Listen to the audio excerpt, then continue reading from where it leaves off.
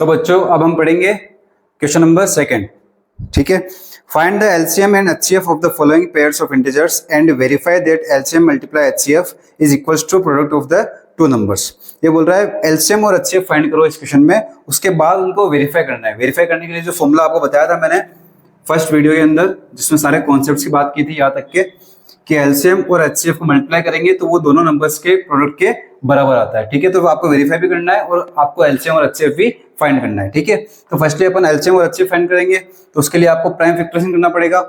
26 और 91 दे रखा है, आपने प्राइम फैक्टराइजेशन किया इनका। ठीक है, 2 मल्टीप्लाई 13 आता है 26 का और 91 का आता है 17 मल्टीप्लाई 13। दोनों में कॉमन क्या आ रहा है? 13 कॉमन आ रहा है, तो ये तो आ गया इसका एचसीएफ। ठीक है, एलसीएम क्या है इसका? तो 2 मल्टीप्लाई 7 मल्टीप्लाई 13 दैट इज 182। ये क्या आ गया? इसका एलसीएम आ गया। क्लियर है? अब इसको पुट करेंगे वेरीफाई करने के लिए। तो वेरीफाई करने के लिए जो फॉर्मूला था वो क्या था? LCM multiply HCF equals to A into B. LCM क्या आया अपने पास? 182 आया। एचसीएफ क्या है अपने पास में? 13 आया।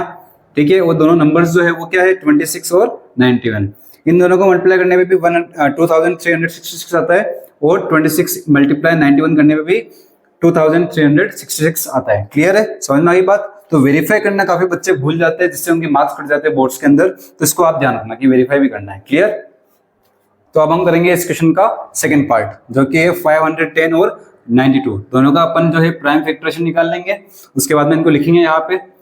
कॉमन देखेंगे इन दोनों में, कॉमन क्या आ रहा है? 2 कॉमन आ रहा है सिर्फ, तो मतलब कि 2 क्या हो गया? इसका एचसीएफ हो गया। एलसीएम के लिए आपको मल्टीप्लाई करके करना पड़ेगा। मल्टीप्लाई किया सभी को तो आया 23,460। क्लियर? फिर वही वेरीफाई करना है अगर आपको, तो ये फॉर्मूला पुट करना पड़ेगा। फॉर्मूला दे रखा है आपको LCM into HCF equals to A into B, मतलब ये दोनों नंबर्स है। एलसीएम अपने पास में आया 23,460 और एचसीएफ आया 2। ए जो फर्स्ट नंबर है 510, बी जो सेकंड नंबर है 92। दोनों को मल्टीप्लाई करने पर आता है 46,920। इन दोनों को मल्टीप्लाई करने पर आता है 46,920। तो ये हो गया वेरीफाई।